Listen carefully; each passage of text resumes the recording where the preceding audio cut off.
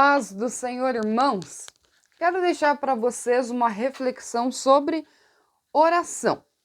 Vamos ver o que está registrado em Mateus, no capítulo 6, a partir do 5, que diz assim: E quando orares, não sejam como os hipócritas, porque gostam de orar em pé nas sinagogas, nos cantos das praças, para serem vistos pelos homens. Em verdade vos digo que já receberam a recompensa. Tu, porém, quando orares, entra no teu quarto, fecha a porta e ora a teu pai, que está em secreto, e teu pai, que vê em secreto, te recompensará. E orando não useis de vãs repetições como os gentios, porque presumem que pelo muito falar serão ouvidos. Vamos pensar em algo interessante sobre a oração eficaz, que é a oração que Deus ouve e que Deus atende. Aqui nós temos dois modelos de oração. O primeiro, a partir do versículo 5, quando fala para não ser como os hipócritas que gostam de parecer que oram. Na minha opinião, oração é um ministério, oração é sacrifício. Porque uma pessoa dizer para você que ela gosta de orar 2, 3 horas, se essa pessoa não estiver em conexão com Deus, realmente isso vai se tornar um problema, porque vai ser mais um castigo. Agora, quando a gente está em conexão com Deus, em comunhão com Deus, aí a gente consegue se entregar. É como se você entrasse numa outra dimensão. A tua mente se conecta com Deus e você não vê o tempo passar. É diferente. Então, temos dois modelos de oração. Vamos ao primeiro. Hipocrisia nos lembra falsidade. Tentar demonstrar uma falsa espiritualidade, uma vida de piedade. A Bíblia é muito clara quando ela diz, em primeiro lugar, que a vida piedosa ela é refletida pelos frutos. Então, não tem fruto, não tem piedade. Esse é um princípio. Na questão da oração, os fariseus tinham a necessidade de mostrar uma santificação extrema, mas baseado nas suas vestimentas. Por isso que Jesus os criticou, dizendo: vocês alargam as roupas de vocês, aquela estola, aquela faixa que eles usavam, eles aumentaram as franjas para dizer que eram espirituais. E aí Jesus refutou dizendo: a espiritualidade não está no exterior, no você tentar demonstrar através de uma vestimenta. Abre parênteses. Não vamos aqui também dizer que, então, a roupa que eu quiser eu posso vestir. Cristão se veste decentemente. Fecha parênteses. Voltando ao contexto do farisaísmo. Tinham a necessidade de chamar a atenção. Oravam em voz alta. Não se arrumavam quando jejuavam. Jesus criticou. É só analisar os capítulos anteriores. Jesus disse: quando for jejuar, lava o teu rosto, penteia o teu cabelo. Você não precisa mostrar para os homens que você está jejuando ou orando. No caso da oração aqui, tentar orar em voz alta, ir para as praças, levantar as mãos, fazer oração para que as pessoas olhassem e dissessem: uau, eles estão orando, eles são um grupo seleto, eles são melhores. No fundo, isso é vaidade. Você deve estimular as pessoas a orar? Sim. Deve incentivar as pessoas a orar? Sim. Lembrando que oração é ministério, é relacionamento, é renúncia. Eu quero passar para você a mensagem hoje sobre o quarto de oração e as redes sociais. No contexto dos fariseus, quando esses textos foram escritos, enfim, na época de Jesus, nós temos uma realidade da oração. No século XXI, nós temos outra realidade. as redes sociais. O que está acontecendo hoje? Nós não alargamos as franjas. Nós não colocamos aquelas roupas para demonstrar uma certa santidade. Mas muitas pessoas têm levado para as redes sociais. Tanto chamar atenção, quanto se ridicularizar nas redes sociais. De que forma? Quando eu me exponho, é só você analisar fotos, postagens. E algumas pessoas vão para a rede social colocar a sua condição, a sua necessidade, o seu desabafo, a sua carência. Quantas vezes você vê fotos de pessoas, isso homens e mulheres, com roupas indecentes e versículos bíblicos?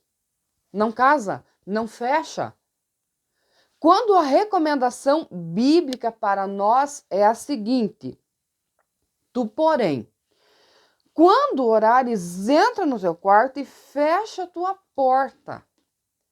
Aqui nós podemos trazer para o literal, fechar a porta do quarto, se trancar, como também podemos aplicar na questão da intimidade e de coisas que só Deus deve conhecer, só Deus deve saber. Ora, mas Deus não é onisciente? Claro que é, Ele sabe tudo. Eu estou falando da exposição do meu coração. Para quem eu devo abrir o meu coração? Você sabe que nós estamos em uma época que poucas pessoas são de confiança. Ainda existem pessoas de confiança. Ainda existem pessoas de oração e com discernimento. Mas você sabe que se você abrir o teu coração para a pessoa errada, ela não vai entender o teu problema, e eu acredito que muitos de vocês já passaram por essa experiência, eu já passei, provavelmente você já passou, de abrir o coração em uma situação extrema de cansaço emocional, a pessoa ouvir o teu problema, tentar diagnosticar sem noção nenhuma, sem experiência nenhuma na área em que você está sofrendo, e aí ela baseia na vida dela, que não tem nada a ver com a tua, e aí ela sai falando sobre coisas que ela desconhece. Tem lutas, tem guerras internas que só Deus conhece e que você não pode falar para as pessoas, mas você deve levar para a oração. Algo muito comum nos nossos dias é você entrar numa rede social e a pessoa lá colocar um desabafo, se sentindo carente. E eu percebi que isso não chama a atenção das outras pessoas. Eles podem até colocar um comentário ali, mas é um ou outro que vai se importar de verdade com você. Isso tem chamado a atenção de predadores que estão nas redes sociais. Pessoas que estão atrás de vítimas, de pessoas carentes, necessitadas. Aí eles vão no privado, eles lançam ali uma mensagem que pode mexer com você, com o teu emocional, com a tua necessidade, carência. E você se tornar uma vítima dessas pessoas. Se a Bíblia tivesse sido escrita no nosso tempo, nós teríamos orientações a respeito disso. Mas a recomendação bíblica que serviu para os tempos de Jesus, ela serve para nós. Discrição, entra no teu quarto e ora. Qual é o teu problema? O meu problema é conjugal. Ore, peça a Deus sabedoria, discernimento, e aí você pode buscar ajuda sim. A primeira ajuda que você deve buscar é Bíblia, porque a Bíblia tem orientação para todas as situações da vida. E a Bíblia, muitas pessoas não querem a orientação bíblica, porque as pessoas querem ser bajuladas, e a Bíblia não bajula ninguém, ela confronta, mas ela mostra o caminho da verdade. Ela te conduz ao caminho correto. E para andar no caminho correto tem que haver renúncia. Se você juntar oração com conhecimento bíblico, e como disse Jesus, não ser ouvinte esquecido, mas praticante. Praticar a palavra, aqui você já está num caminho firme, correto. Mas está doendo. Dói. Dói para todo mundo.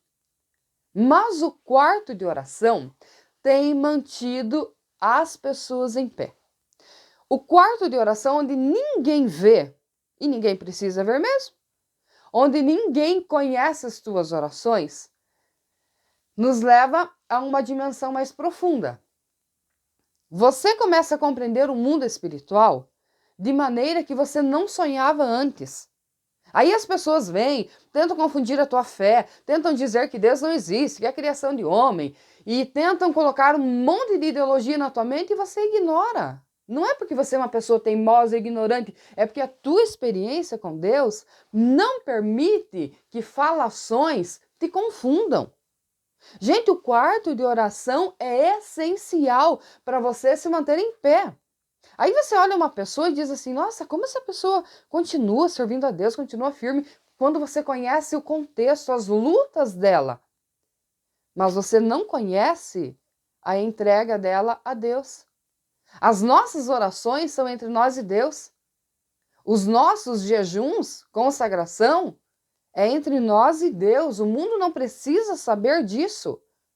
Só que essa postura espiritual é o que tem mantido relacionamentos em pé, famílias em pé, ministérios em pé. A igreja, com a promessa de Jesus, porque ela é de Jesus, então automaticamente ela tem a promessa de não ser destruída, mas as pessoas conseguem se desenvolver no contexto da igreja, no contexto espiritual, elas conseguem se desenvolver por causa da oração. Nunca deixe de orar pela tua saúde espiritual, tua saúde emocional, saúde física, teus relacionamentos, tuas finanças, teu futuro. Tem coisas que você irá passar na vida que você não sonha. E a oração, ela te prepara para esse momento. E quando os ataques de Satanás vêm na nossa mente, quem já passou por essa experiência sabe que esses ataques são ferrenhos. E a única maneira de vencer é estar sob a proteção de Cristo, porque ao nome de Cristo todos os demônios se sujeitam. E aí, dentro desse parâmetro, dentro desse princípio, você vai vencendo, porque aí você tem submissão a Deus e é uma aliança, é uma parceria. Você se entrega a Deus e Deus te cuida. Outra dimensão que uma vida de oração nos leva é a santificação. Só deixe-me abrir um parêntese aqui na questão da oração. O versículo 7 diz assim: quando orar, não use de vãs repetições como os gentios, porque presumem que pelo muito falar serão ouvidos. Quando eu falo de oração, eu não estou falando aqui de dobrar o joelho e de fazer uma formalidade, um ritual. Com a mente longe, uma oração decorada. Seja desde uma reza ou desde uma oração. Não, isso aqui Deus não atende. Eu estou falando de entrega mental, espiritual. Aí você vai sendo levado a dimensões mais profundas. A santificação, ela é o resultado de uma entrega que começa com oração e com conhecimento da palavra, prática, e aí os frutos são o resultado dessa entrega. Você que deseja um ministério, você pode ter o talento que tiver. O talento convence por algum tempo. Daqui a pouco as pessoas vão começar a olhar para você e para mim e dizer: o que adianta? Não tem fruto. No momento em de demonstrar Cristo, de refletir Cristo, aí não consegue, porque nós só refletimos o que está dentro. A oração vai curar a tua alma ferida. Aí as pessoas me feriram, ferem mesmo. Falam, fazem coisas que não deveriam, injustiçam. Isso acontece, isso é totalmente natural no mundo físico, material e carnal. Mas através da oração, Jesus vai nos curando dessas feridas internas. E aí ele vai nos libertando. Aí entra lá em Gálatas também a relação das obras da carne. Ali tem inveja, ódio, rancor, tudo isso é coisa carnal. E a gente tem a tendência de se afastar de pessoas que têm essa postura e essa conduta. Mas, se você se entregar para Deus de verdade, através da oração, vai chegar nessa área também. Porque Jesus, ele vai trabalhando no nosso interior em coisas que nós nem sabemos que existem dentro de nós. Você já deve ter ouvido uma doutrina espírita dizendo que nós reencarnamos, que nós temos dentro de nós outra pessoa e alguma coisa nesse sentido. Não quero entrar no mérito da questão, só trazer como exemplo.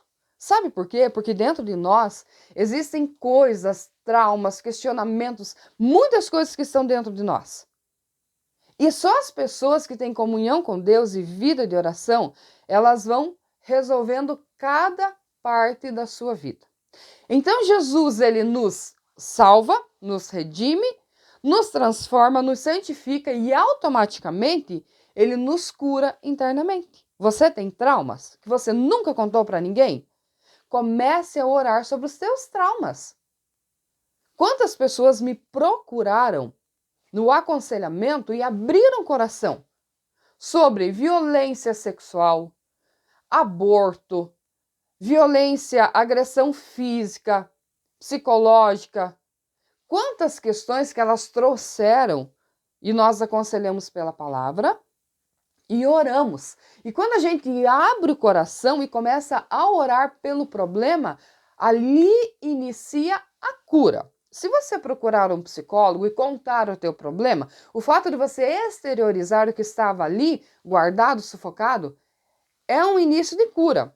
Agora, é muito importante a psicologia, a psiquiatria, vai te ajudar muito, nós não somos contra, mas imagine você se posicionar em ato de humilhação, que é a oração, perante o teu Criador.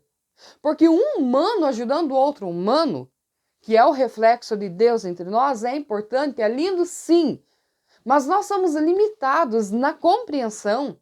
Tem momento que você ouve coisas tão absurdas que você não sabe o que falar para a pessoa. Agora imagine você se posicionar perante o teu Deus, aquele que te criou.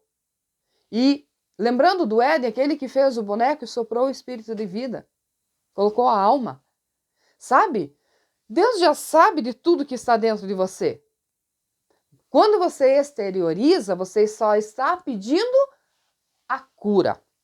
Então, o quarto de oração, ele vai interferir em todas as áreas da nossa vida, espiritual, emocional, física, e vai refletir em todas as outras situações, trazendo novamente a espiritualidade. Nunca deixe de investir em você. A nossa guerra é espiritual, ela não é humana. A nossa guerra é espiritual. Por exemplo, a pessoa que está tendo pensamentos suicidas. Muitas pessoas nos procuram e dizem, eu estou pensando em suicídio. Mas você não pode pensar porque você é um cristão. Qual a diferença? Os ataques vêm para todos os humanos. Mas a diferença está naqueles que buscam a Deus, porque o próprio Deus os guardará. Então, perceba que quando os pensamentos vir a respeito dessa área, o que você deve fazer? Não tente guerrear sozinho, se joga na oração. Todas as pessoas enfrentarão ansiedade, depressão. Depressão é considerado o mal do século. Todas as pessoas vão enfrentar isso sim, tá? Em alguma fase da vida, nós temos reações diferentes, mas nós temos que lidar com a ansiedade, temos que lidar com a depressão. Vai para o teu quarto de oração. Agora eu vou pegar o meu problema. Por exemplo, eu estou com depressão, aí eu vou para uma rede social. E lá eu coloco assim, as pessoas me abandonaram, as pessoas me ignoraram, a família me deixou, o pastor me deixou. A gente vê isso em rede social. Esse desabafo significa que eu não estou canalizando as minhas frustrações para o quarto de oração. Porque quando eu preciso exteriorizar para todo mundo ver a minha dor, no fundo eu estou necessitado de atenção. E tem atenção que nós não vamos receber das pessoas, mas nós vamos receber de Deus. Leve isso para a oração. Se você tem uma frustração com algum líder, ore por ele e por você. a Bíblia manda orar. Em segundo lugar, vai até a pessoa e resolva com ela. Não fica jogando coisa no ar, no vento para todo mundo. Até porque alguns vão olhar, uns até vão sentir pena de você, outros vão ignorar, outros vão rir de você. O quarto de oração é diferente. Deus respeita as nossas dores, Ele entende as nossas dores. Só que o objetivo dele não é passar a mão na nossa cabeça. O objetivo dele é nos curar. Aí ele vai nos levar para um princípio.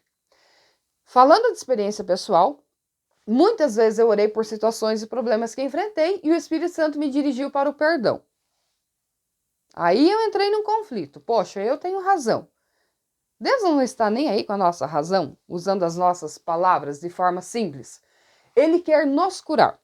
A Bíblia manda orar pelos inimigos. Sabe, orar pelos inimigos parece estranho. Orar por alguém que te feriu, que te machucou. Sabe por que Deus manda orar pelos inimigos? Porque quando você faz isso, você está sendo curado.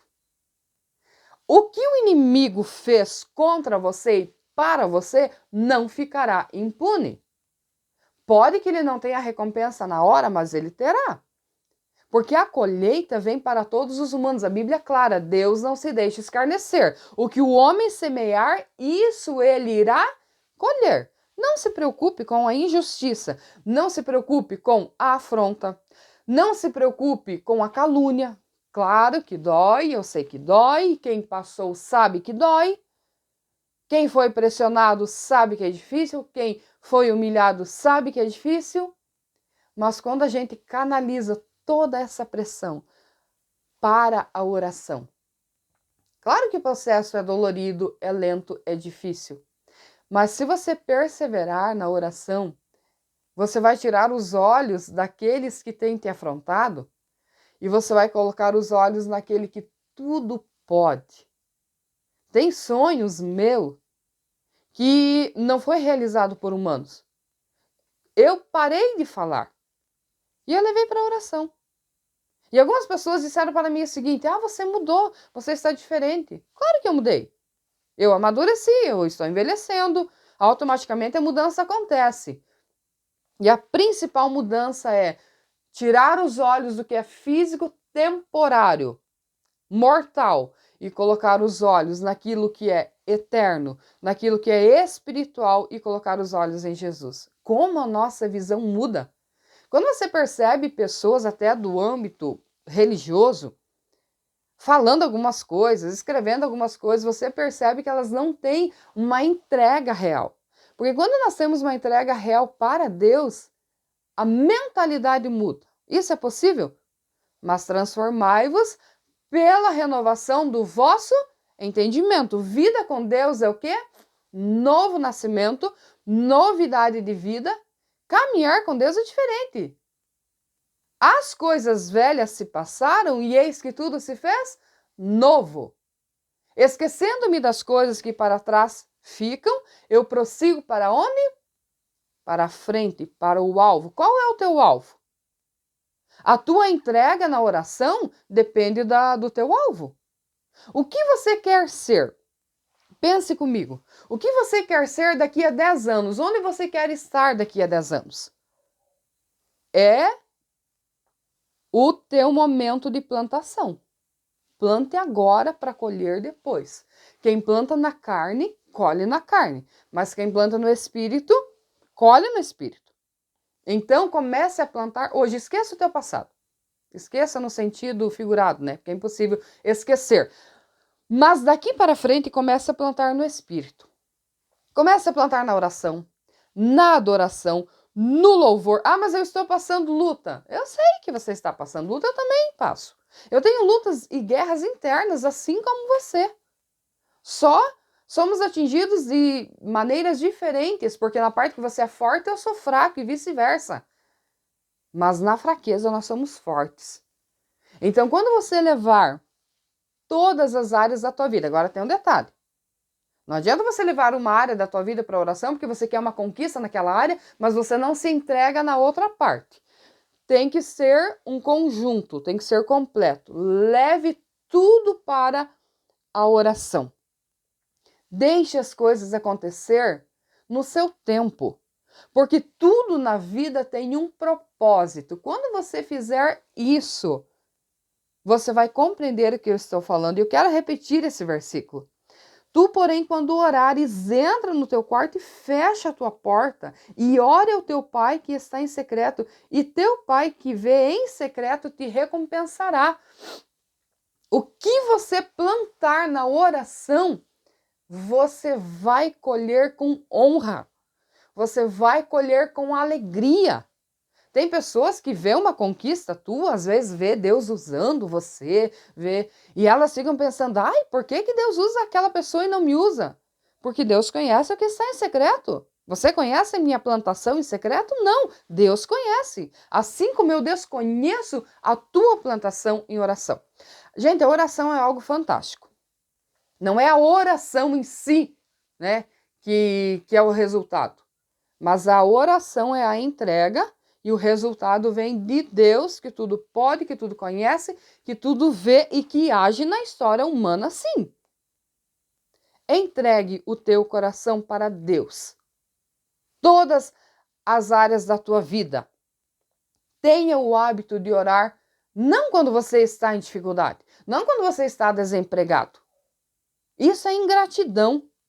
Orar só quando tem um problema. Você já viu aquelas pessoas que enfrentam um problema? Nossa, vem para a igreja, oram. Receberam a bênção? Somem. Não, não é disso que eu estou falando. Eu estou falando de você entregar o coração para Deus, adorá-lo em todas as fases da tua vida. Na alegria, na dor, na saúde, na enfermidade. É tão lindo a pessoa que entregou o coração para Deus. Ela tem confiança em todas as épocas da vida. Quantas pessoas que você vê doente, morrendo, e você vê a pessoa cantando, sendo grata, adorando, glorificando. É diferente de alguém que não entregou o coração para Deus. É ingrato, é blasfemo. Fala de Deus como se Deus fosse um humano. A oração dá esse discernimento também, de que apesar de Deus nos amar, Ele não é humano não. Tenha cuidado com as palavras. Tenha cuidado da maneira em que se dirige ao Deus Todo-Poderoso. Ele não é humano, não. Basta ele tirar o nosso sopro de vida e deixamos de existir. E ali encerra tudo. Orgulho, vaidade, ódio, competição, briga. Então, você tem uma escolha. Você pode viver uma vida carnal ou você pode viver uma vida espiritual. Claro que o processo de mortificar a carne para vivificar o espírito é um processo bem difícil. Porque a carne é o desejo, é a concupiscência, é o prazer. É fazer tudo que eu tenho vontade. Isso é desejo carnal. Desejo e vida espiritual é diferente. Mortifica-se a carne, vivifica-se o espírito e aí você vai crescendo espiritualmente. Aí se cumpre a questão de você chegar à estatura de varão perfeito. Ou seja, de varão, de ser humano, homem ou mulher, maduro, espiritual, ver as coisas com os olhos espirituais. Tem diferença na vida de quem tem vida de oração. Tem diferença porque a pessoa que não busca Deus, ela tem visão carnal das coisas. Quem ora tem visão espiritual. Quem ora suporta as lutas, quem não ora não suporta a pressão. Então, entre no teu quarto. Busque a Deus, conheça a Deus, porque às vezes a gente tem uma visão de Deus daquilo que as pessoas passaram para nós. Será que aquilo que as pessoas passaram para nós é a visão correta de Deus? Deus é aquilo que as pessoas passaram para nós? Aí você olha para a conduta e o testemunho da pessoa não tem nexo, não tem fundamento, não tem fruto. Aí você acha que Deus é o que representou aquela pessoa para você. Você precisa conhecer Deus na sua essência. Você precisa conhecer o Deus revelado na Escritura. Quando você tiver esse conhecimento pleno, correto, do Deus eterno, todo-poderoso, nada no mundo poderá te deter. Basta você olhar para o mundo dos apóstolos, evangelizar o mundo da sua época, morreram de forma cruel, mas não voltaram atrás. Era um motim? Era um grupinho? Era mais uma religião? Não. Era o grupo de Jesus Cristo, que conheceu Jesus, tanto física quanto espiritual e moralmente. Quando nós conhecermos o Jesus revelado na Bíblia, aí você vai viver de maneira diferente. Mas para isso acontecer, qual é o princípio? Vida com Deus. Eu não tenho tempo de orar. Claro que tem. Todo mundo tem tempo de orar. Nós não dividimos o nosso tempo entre passeio, lazer, trabalho, compromissos, agendas. Nós não dividimos o tempo entre tudo, estudo e tantas outras coisas. Orar é decisão. Tem madrugada? Imagina você acordar numa madrugada assim de 5, 6 graus negativo. Claro que você quer ficar na cama, o teu corpo quer conforto. Mas as pessoas que têm comunhão com Deus, o Espírito clama e elas não suportam.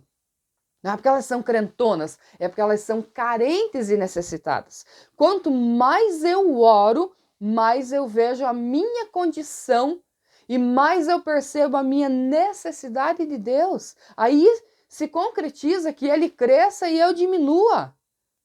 O problema é que nós temos muitas pessoas com o ego inflado, falando espiritualmente mesmo, se achando super crentes, superiores. Não existe superioridade no mundo espiritual. O único grande, o único poderoso, o dono da igreja é Jesus.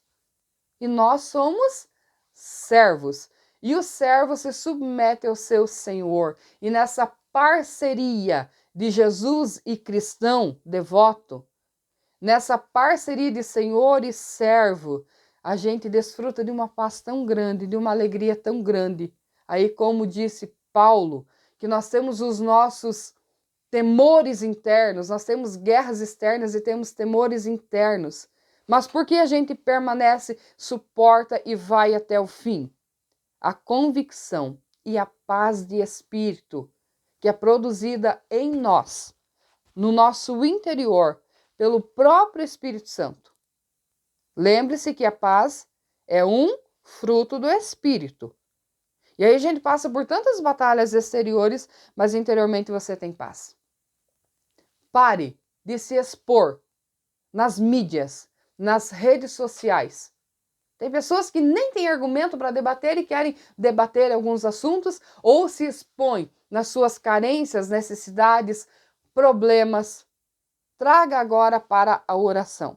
E eu quero encerrar também dentro do contexto religioso. Eu fui perseguido. Eu também fui. Sufocaram o meu ministério. Eu discordo de você. Ministério é entre você e Deus. Se Deus te chamou para fazer algo, siga os princípios. Porque igreja não é desordem, igreja é organização, é instituição. Siga os princípios, respeite a Deus, respeite a tua liderança. Mantenha uma vida de oração, regue o teu ministério com oração e seja um vaso disposto a servir. O problema de alguns vasos da nossa era é que os vasos querem aparecer, não entendem que vaso é para servir. Até quero encerrar com essa ilustração. O vaso no contexto bíblico não era como nos nossos dias, que a gente usa vaso com flor, decorativo. Os vasos nos tempos bíblicos eram para armazenar alimentação, tanto cereal quanto líquido. Então o vaso precisava estar em bom estado. Ele estava ali, apto para servir. Pegava-se um vaso, um jarro, para você entender, colocava o cereal ali dentro, colocava a tampa, isolava com cera de abelha, para que pudesse conservar de um ano para o outro. O objetivo do vaso é utilidade.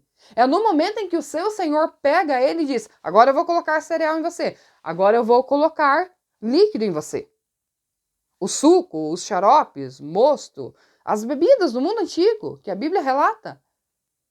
Então entenda que eu e você, como vasos, não temos o direito de exigir, não temos o direito de competir, não temos o direito de dizer eu quero ser tal coisa. Tem vasinho da nossa época dizendo eu quero ser pastor. Você foi chamado para ser pastor?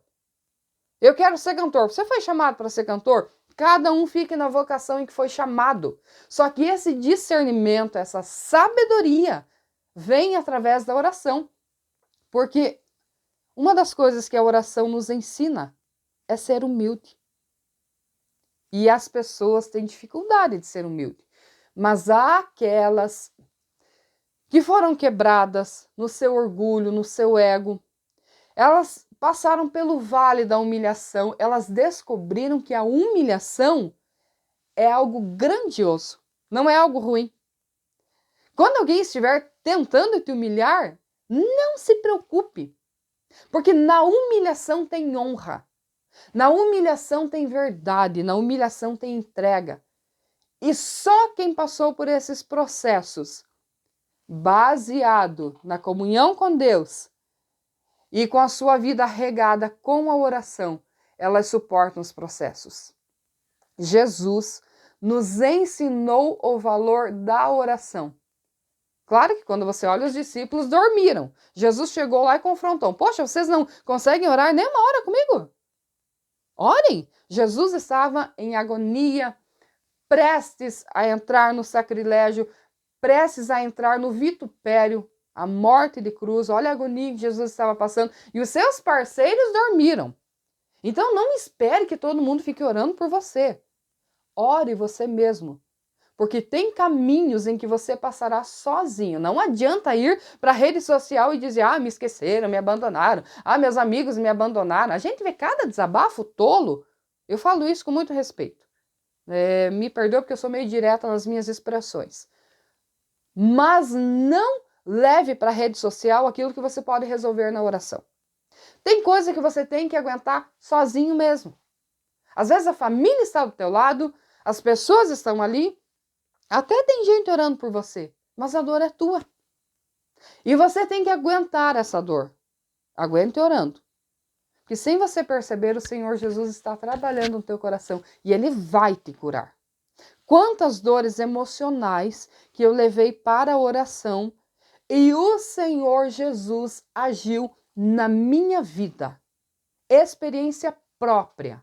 Fui curada, fui renovada, fui restaurada. Aí vem outros ataques, aí a gente vai para a oração de novo. E o processo é o mesmo. Nunca perca Jesus da tua vida. Perca tudo, menos Jesus. Eu quero usar um exemplo bíblico de Davi, que era rei, que teve posses, que se transformou em alguém grande, respeitado até hoje, tanto no judaísmo quanto no cristianismo, mas chegou um momento em que se esqueceu de Deus. Deixou que a concupiscência do seu coração o guiasse. Por isso ele escreve um salmo dizendo, torna a dar-me a alegria da tua salvação. Porque ele entendeu que tudo que ele tinha perdeu o significado quando ele perdeu a presença de Deus. Você pode ter tudo nessa vida e não ter paz nem alegria. Porque a paz e a alegria, ela vem do nosso Criador. E a vida de oração, ela é a santificação e a comunhão diária, periódica com Deus. Entra no teu quarto. Eu tenho preguiça de orar, vença. Eu não consigo orar. Oração não é lazer não, tá? Oração é guerra. Pode perceber, você que ora. Você dobrou o teu joelho, você lembra de coisa de 50 anos atrás, 20 anos atrás. Eu tenho que lavar roupa, eu tenho que fazer isso. Vai lutando, lutando, lutando até você sufocar esses pensamentos. Essa é a primeira parte da oração. Tem gente que se confunde. Tô orando. Não tá, não. Tá de castigo. Vença essa primeira parte. Venceu essa pressão? Como que eu faço para vencer isso? Eu vou tentando me concentrar. Se eu não consigo, eu falo para o Espírito Santo. Me ajude. Eu preciso me concentrar. Não estou conseguindo. Sem você ver, os demônios estão lançando o dardo na tua mente. Porque o diabo não se preocupa com quem tem aparência de crente. O diabo sabe quem é crente. E ele vai tentar te impedir de orar, porque ele sabe que quando você ora, você vai descobrir um mundo espiritual magnífico. O diabo sabe disso. Então ele vai tentar impedir a tua oração. Lembre-se que Daniel, quando foi orar, houve uma guerra no mundo espiritual para que a resposta não chegasse a ele. Você tem que ter discernimento. Continue orando que a resposta irá chegar. Bem, claro que o caso de Daniel é um caso específico, mas trazendo para o nosso cotidiano, não deixe de orar. Vencendo a primeira parte, que é a falta de concentração, comece a agradecer a Deus, a louvar a Deus. Ah, eu não tenho motivo. Tem sim. Só o fato de você existir é porque Deus quer. A terra é de Deus, tudo é de Deus. Ah, mas eu trabalho, eu faço isso. Mas a terra é de Deus. Tudo vem de Deus. Você tem família? Agradeça. Porque se você analisar, você gerou no teu ventre, mas não é teu não, é de Deus. A hora que Deus quiser, ele recolhe. Então agradeça pela convivência com as pessoas. Agradeça pelo alimento, pela roupa, pela casa. O básico que nós temos para sobreviver. Porque nós somos seres vaidosos e nós queremos um monte de coisa, mas nós precisamos do básico para sobreviver. O resto é só para impressionar. Aí você vai guerreando na oração. Aí a oração tem fases e tem divisões. Você pode adorar, agradecer a Deus, isso é entre você e Deus. Aí você pode interceder por você mesmo. Interceda por você mesmo, pela tua mente. Para que Satanás não confunda a tua mente, para que você tenha discernimento. Interceda pela tua família. Interceda pela tua igreja. Interceda pela tua comunidade. Interceda pela tua nação. Política. Nós temos que orar pela política. Até porque quando você ora, você tem discernimento para votar. Você não vê no teu voto. Então a oração, ela nos orienta em todas as fases da vida. Ah, eu estou enfrentando um dilema. Peça para o Senhor te guiar, te orientar e te dirigir.